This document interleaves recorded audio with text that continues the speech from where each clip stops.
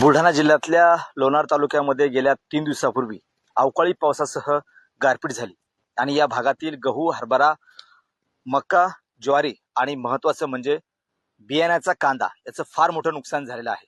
आपण बघू शकतो की कांद्याचे प्लॉट ठिकठिकाणी लावलेले शेतकऱ्यांनी। पावसाळ्यामध्ये मोठ्या प्रमाणामध्ये शेतकऱ्यांच्या पिकाचं नुकसान झालं होतं। सोयाबीनला भाव नाहीये, त्यामुळे शेतकऱ्यांनी काहीतरी हातामध्ये येईल म्हणून बियाण्याच्या कांद्याची लागवड केली होती।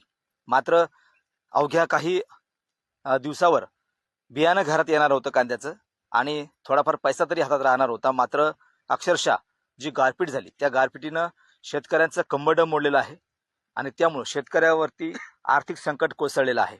काही नुकसानग्रस्त शेतकरी आहेत आपल्या सोबत, त्यांना विचारू की नेमकं काय परिस्थिती आहे।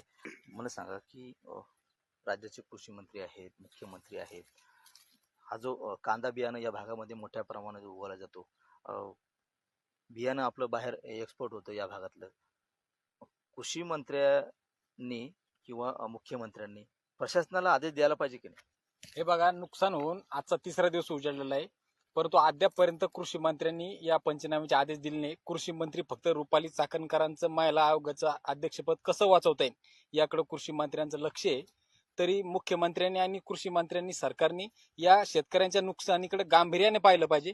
आणि आज आपण पाहता हे युवा शेतकरी आहे, हे सगळे तरुण शेतकरी, यांना जर नुकसान भरपाई मिळाली नाही तर नक्कीच हे आत्महत्यासारखं पाऊल सुद्धा शेतकरी उचलू शकतात। मग शेतकरी मेल्याच्या नंतर जर सरकारला दखल घ्यायची का, हा आमचा शेतकऱ्यांचा प्रश्न आहे। पावसाळ्यामध्ये सुद्धा या भागातील शेतकऱ्यांचं मोठं नुकसान झालं होतं, त्याची अद्याप मदत मिळाली म्हटली।